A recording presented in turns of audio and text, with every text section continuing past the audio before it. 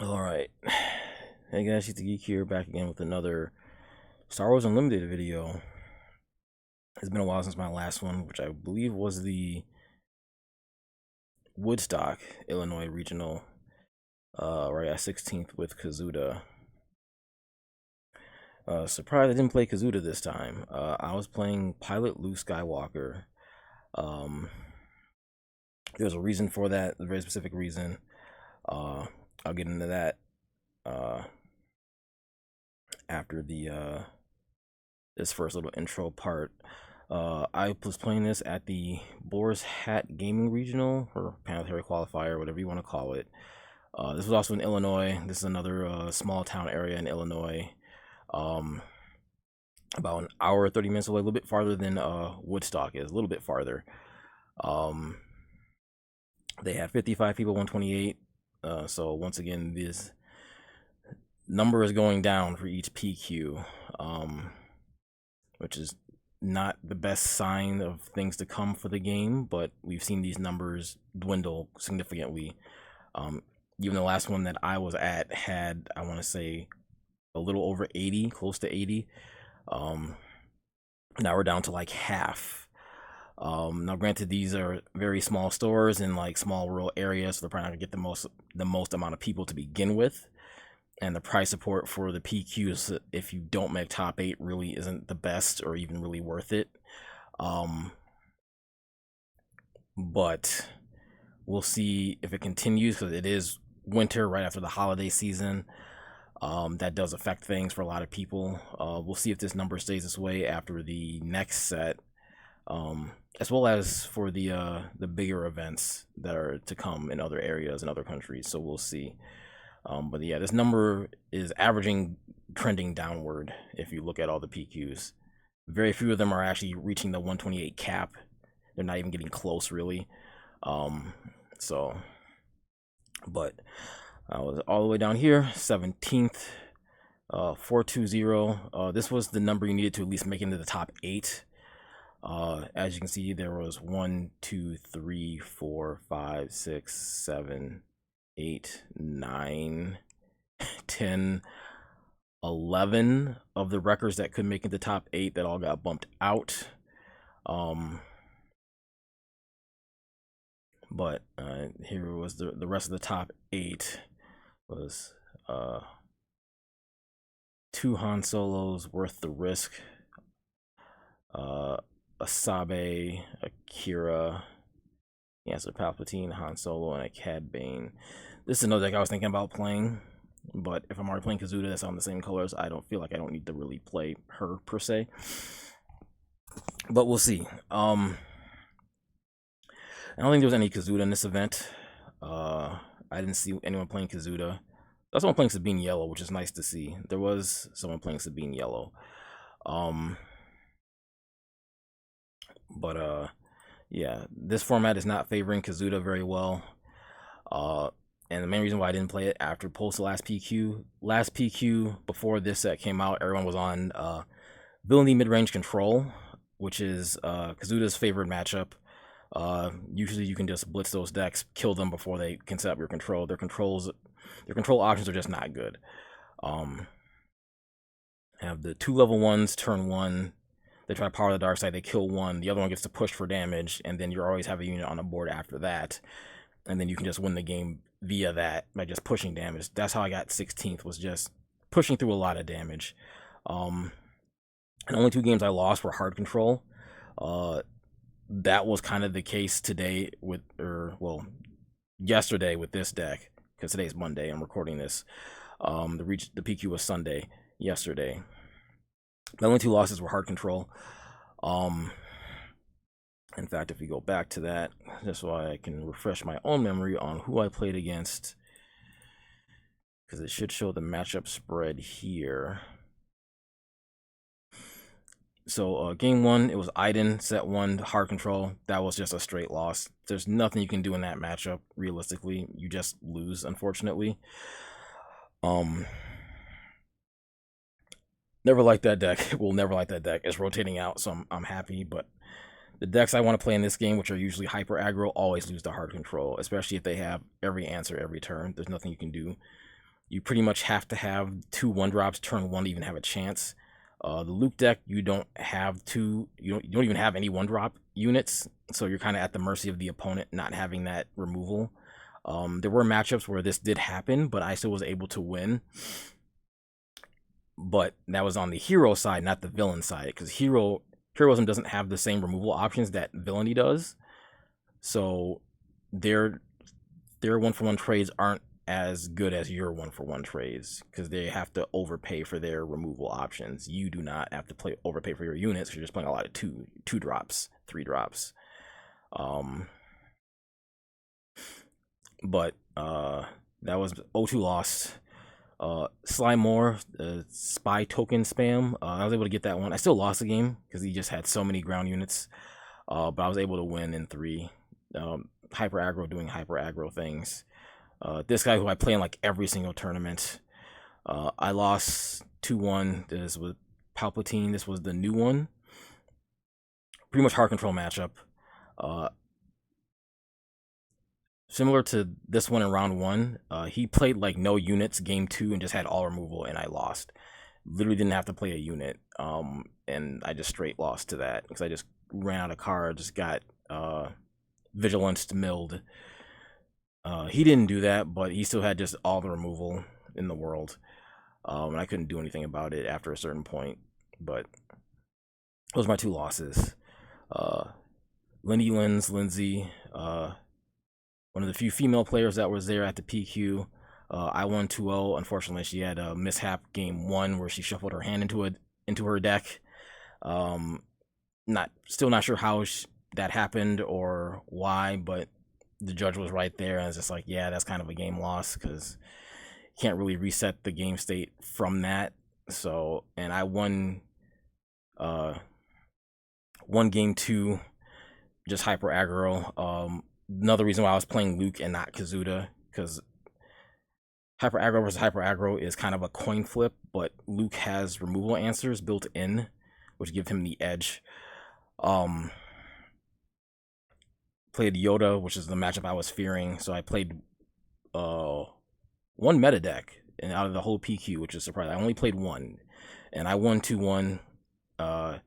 Game 3 was very close, but he was trying to unit trade with me, but him being on blue, white, green, you can't trade with red, white, green.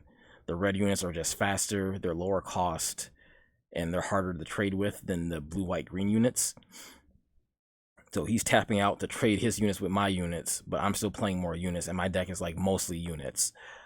He ran out of steam midway in, and I was able to just swing with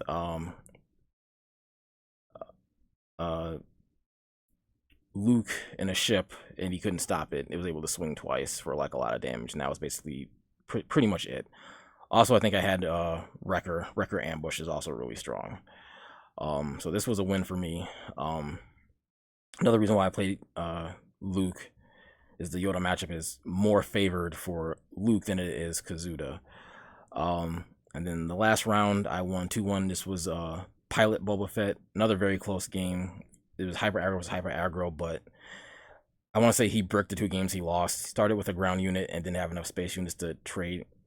The game that I lost, which was game 2, he went first, obviously. He just had every unit to trade with mine going first. But me going first, I had every unit to trade with his, and there's nothing he could do. And I just straight won. Luke is very strong in certain situations, which is why I think he's a nice counter pick deck for this format right now. But there's still some things that need to work out for the deck. But going back to the list, those were my matchups, and that's how I spread out. ECL is, I really was debating on this because it makes him very risky, but because he has built-in removal on his flip side to deal 3 damage to any unit with no restriction on it, he can still swing and kill units at the same time as long as he doesn't flip to his unit side, which I actually had to do quite a bit yesterday. I had to flip him out as a unit so he couldn't do his ping damage, but it wasn't necessary. I just had to push damage in certain matchups. ECL just lets you trade more favorably. There's no timely intervention in the deck. A couple probably should have been sided, but I was more concerned about having a nice side deck spread than trying to just ambush more. The ambush wrecker play is so strong, and because Luke is on 6, you do get to 7-8 resources quite often. Unlike with Kazuda, where you just don't, because you just stop resourcing after a certain point with Kazuda. But with Luke, you do have to consistently resource up to 6 to bring him out. The 6 flip turn is also kind of risky if you have Wrecker and the opponent is kind of ahead. Then you can't flip Luke out, so you kind of have to choose there. But that's like the only hard decision you make with the deck, realistically. But Luke's ping damage is very, very strong and gives him a bit of mid-range inherently built into him that the other aggro leaders don't have, which I think makes him very unique in that. Plus being like a 4-3 as a pilot or just a 5-6 on the ground is also very, very strong. And also he works with Senta, so Senta gets to let him deploy out and swing however he wants to. And he can go, you can go ground or go space, because you also have Chewbacca's, which I'll mention that as well. But yeah, you just have to be careful with your life with ECL, because you're at very low life points, but this is what helps you stabilize and get board control really fast with being able to ambush a unit on demand. You can play with a 30 HP green base, but I feel like if you did, you have to play timely interventions. You need to be able to ambush certain units in to trade. I ambush Poe Dameron a lot. He can come out as a 4-5, which is really strong to trade with a space unit and live. And also Wrecker. These are your two main ambush targets, which a lot of decks aren't playing Poe Dameron. I felt like he was necessary. He's just super strong. You can also split him, put him on the ground, and then make the X2s to do a 2-for-1 play. That really frustrates control decks, because they can't kill both of them on that turn 4. They can only player removal kill one of them unless they have a unit out, and they usually won't. So one of them usually gets to swing in, but like it's minor damage, but it's just like it gives you something to do. You have more time with Luke than you do with Kazuda. With Kazuda, where it's like you have to have units up to on that turn 4 flip, but with Luke, you have more time to play more units, and you'll usually have one. If you don't, Luke can still flip to the ground and swing for 5, which is still decent. As a pilot, he's on average, he's doing about 7 to 8, but yeah, that's still really strong. And then these are only ground units you play, by the way. Chewbacca does go on the ground against hard control every once in a while, just because they can't removal kill him. They have to trade with him, and he's also beefy. He has the same stats as Luke, unironically, for 1 less cost. That extra ability makes him super strong. Also, Luke as a pilot is immune to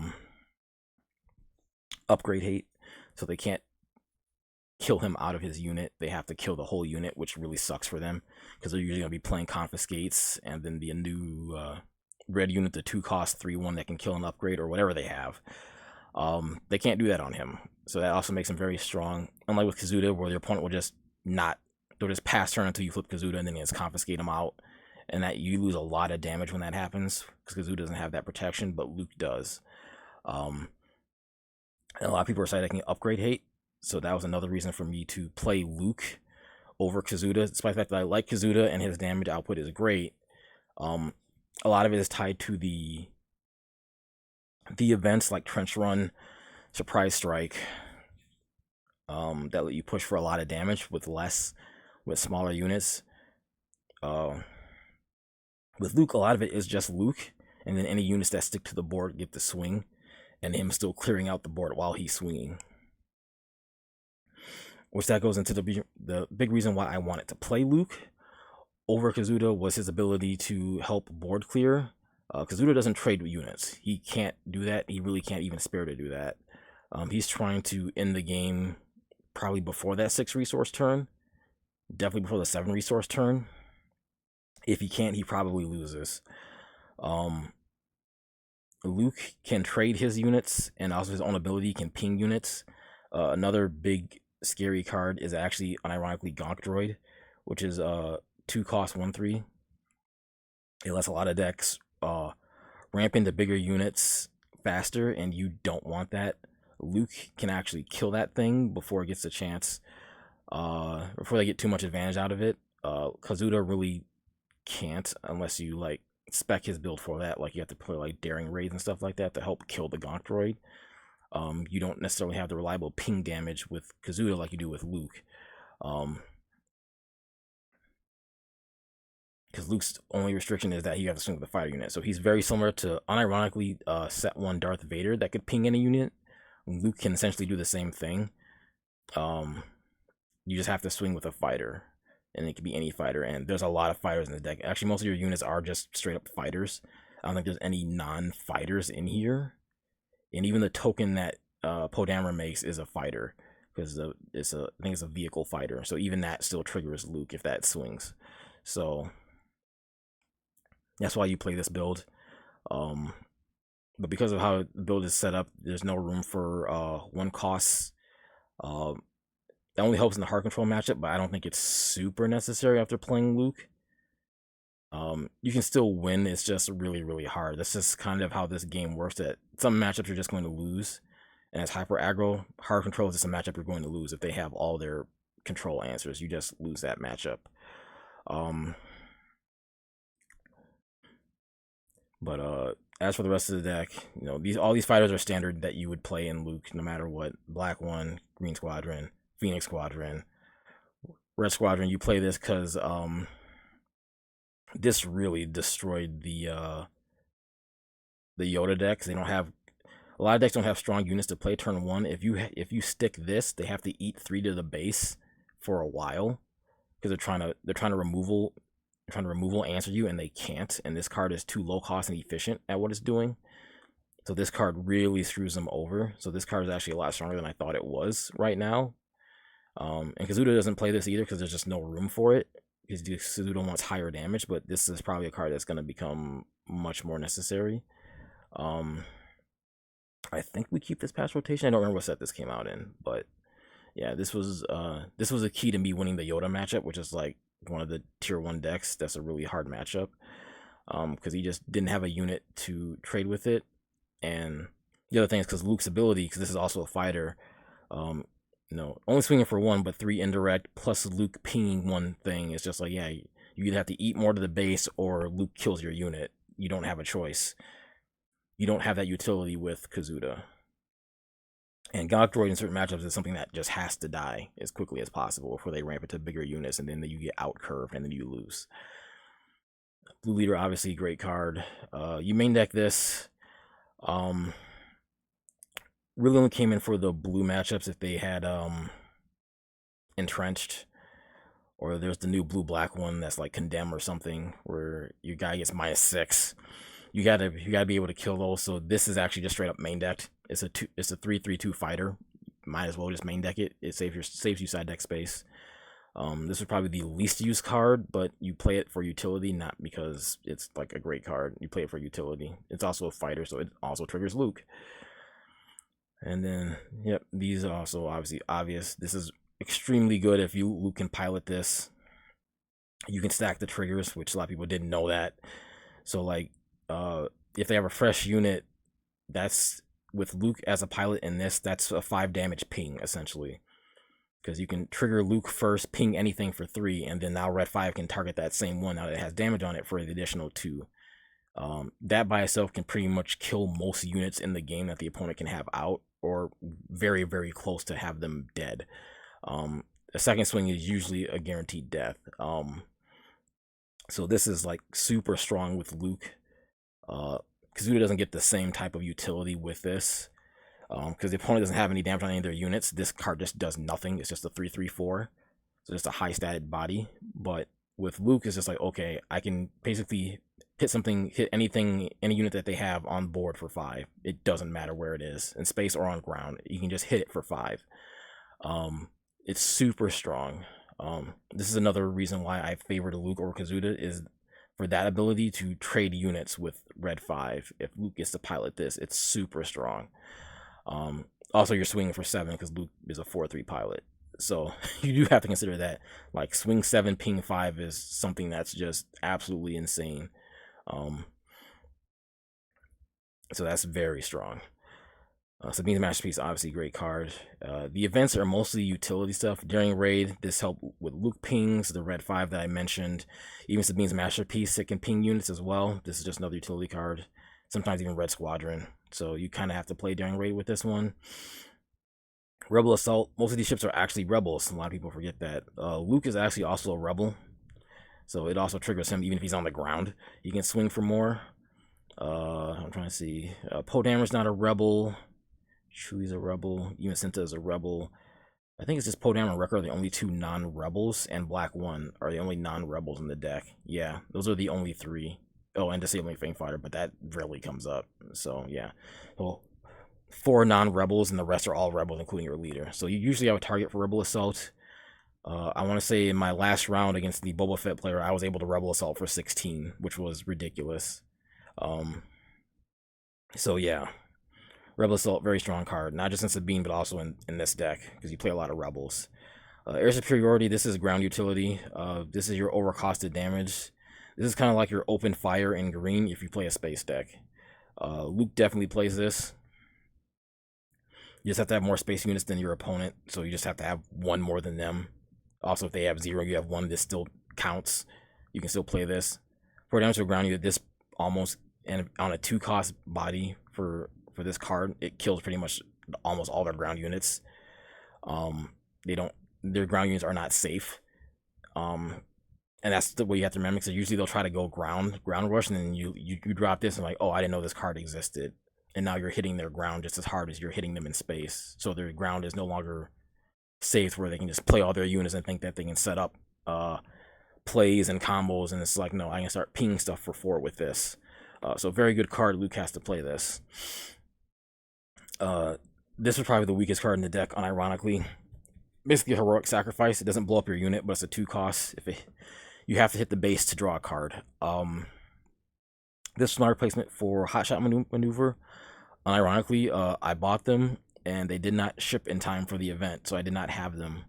I'm not sure if Hotshot Maneuver would have helped at all in any of my matchups. But that's the card that this slot was taking, because I had nothing else to play. For like a cantrip that lets you attack as a 1-cost. And ironically, the other good ones are all in yellow.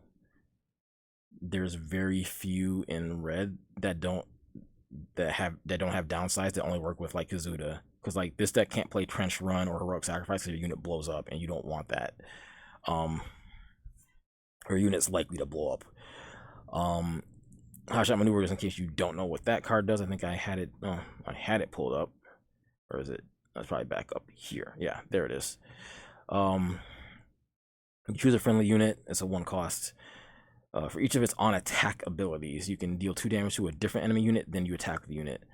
So it doesn't give the unit a buff to attack, which is what you really want, but it lets you ping different things for 2 damage for each of its on-attacks.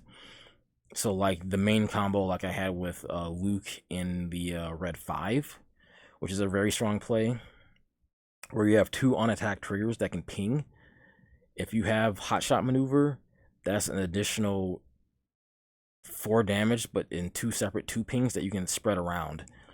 So now you're dealing even more damage, and now Luke and red 5 can basically kill any unit that they play on the board.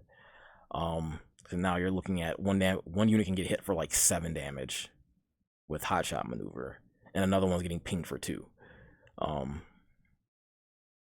So like, it just gives you a lot of spread damage utility that, once again, Kazuda just doesn't have that utility built in. Luke has it built in, which makes it more strong and makes it a viable option for Luke to play that card. But yeah, this should have been a Hotshot Maneuver. I think I only played this like once or twice, and I resourced it every other time or side decked it out because it just wasn't good enough. But it's some card draw, because the deck doesn't have any card draw. Kazuda has card draw, but Kazuda can play Heroic Sacrifice. This deck can't. So this is like, whatever, this is the next best thing. So I played this. Arm of the Teeth, just something that you could play to smuggle. But some people playing removal, this card wasn't that great either. It's only a smuggle 4, but a +2 and another unit gets +2 is more damage. Once again, I think I was only able to do that in like the very last game where my units didn't die, but it's just more damage. Um, not not a great card, but it's an okay playable card. Um, Something to consider, like if I play the deck again at another PQ before the format changes, something I'll probably switch out. Same thing with this, obviously, but actually everything else was perfectly fine the way it is. I don't think you need the 1-drops. In fact, the 1-drops probably hurt you in Luke more than they do in any other deck, because you have to play at least 6 to try to open up 2 1-drops, and that really hurts your deck damage output a lot if you try to do that. So I don't really want to do that. And then the sideboard, last but not least, Bounty Hunter's Quarry is kind of like the trick card. It's only a 1-cost green. If you put it on something and you kill it, you can search your deck, search the top 5 for a 3-cost. If it was a unique unit that you killed with the bounty, you get to search the top 10. Never got to resolve this. So this was a waste of side deck slot. Interesting card, but no. This is better for like the super late game if you get that far, the opponent starts playing like capital ships and stuff, and you have the opportunity to actually kill it, then it's great.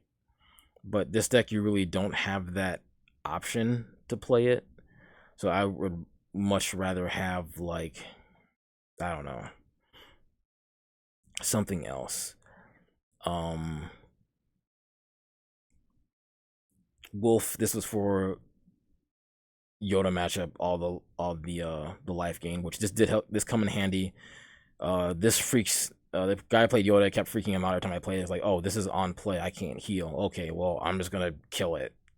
But it forces them to kill it. It wastes their actions for the turn to just kill this crappy card that says they can't gain life, and then you get to swing out with your other stuff. That's the only reason why you play this. But I feel like right now, because Yoda is a top deck, you have to play this card. If I play Kazuda, this has to go into the Kazuda side as well. I wasn't playing this for the last event because it wasn't necessary. But now you have to play this, and this is a very scary card for those life gain decks because they can't play around this. They have to just kill it.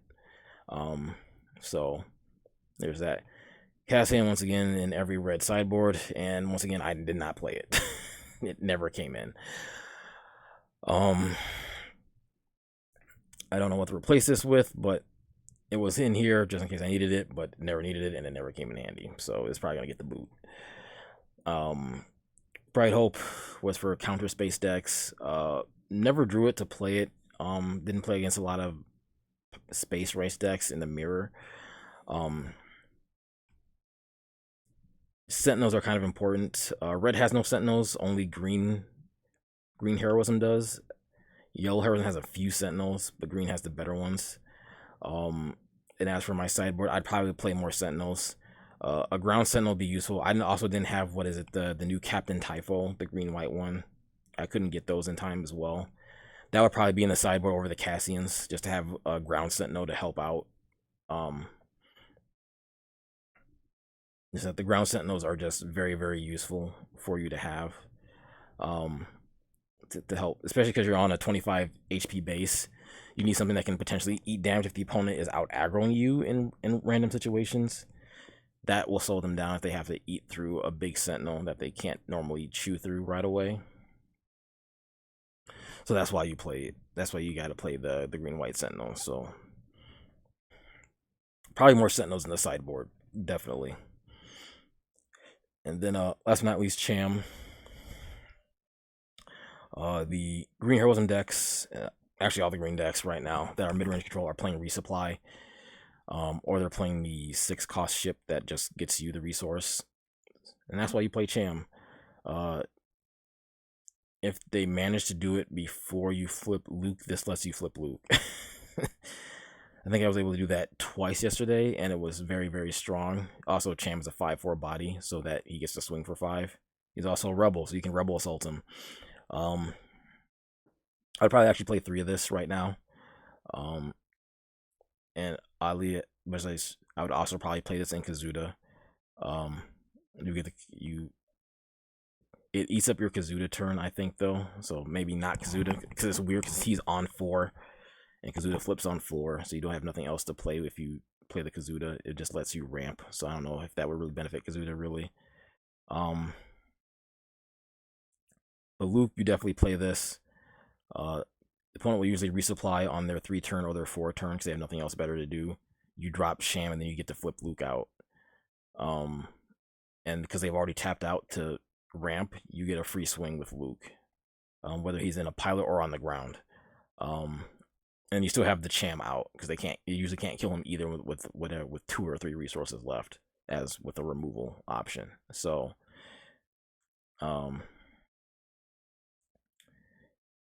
play Cham. Luke should always play Cham, and I probably would even bump this up to 3 just to guarantee that I see it in those green matchups. So you get to ramp and swing early. So yeah, that's basically the deck. Not much more to say on it. Like I said, this was my alternate deck to Kazuda, seeing how the format changed from the last set, even the last PQ to now, where Kazuda isn't as strong. Luke is having some results in PQs around the world. You're seeing a little bit less Kazuda. This format doesn't favor Kazuda. Kazuda doesn't like playing against other heroism matchups because they can trade more favorably into him. He prefers villainy formats, and right now we're kind of in a heroism format, so Luke is a little bit stronger in that format. My record and the matchups I played against kind of proved that. I only had 1 meta deck matchup. I didn't play against Han Solo, and I didn't play against Anakin. But I might be sticking with Luke for the rest of this format just because I think he is the stronger aggro option right now with how the format is. Still a space race deck, but he has a lot more utility with his damage pings him being mid-rangey certainly helps out a lot with how his deck functions and how he works, to be able to just keep swinging at base and then also kill units at the same time, something that Kazuda just cannot do. And usually you can't let the opponent build up too many big units, or Kazuda just loses anyway. This with Luke slows him down a lot. You're on a 25 HP base. That ability to mid-range kill units saved you from eating a lot of damage. There were a lot of games where I was up 10, 15, 16 damage on the opponent base, and they hadn't hit me for anything, or like usually less than 5 on a 25 HP base. They just can't hit me because I'm just doing too much controlling their board and still swinging, and they can't stop me from doing it. And that's what makes Luke strong. So yep, that is the deck. If I do play this again, another PQ or an event before the next set comes out, I will obviously do a video on it and my deck changes. Also, the great thing about this deck is I made this deck in a day. I literally got 2 hours of sleep Saturday finishing putting this deck together because I just thought Luke was a really strong choice over Kazuda. I already had most of the cards to play it other than like the hotshot maneuvers. I'm just like, you know what? I'm just going to build it and play it for this PQ. Just see how it goes. If I get destroyed and go 0-6, so be it. And I did. I still made it 17th, almost a top cut record with a deck that I built in a day. But that just shows how strong Luke is. So yeah, feel free to comment, like, and subscribe on the video. Even post comments, suggestions, deck changes in the form of stuff that I probably haven't considered, but I probably already looked at everything in this color combination. So I used to play Sabine ECL before I switched to yellow, white, red, and I've seen every card in that combination now. So I pretty much know every card for red, white, yellow, and green that are currently out. But yeah, there you go. That is, not all heroes wear capes. Some also fly X-Wings. So yep, that's it, and I'll see you all next time.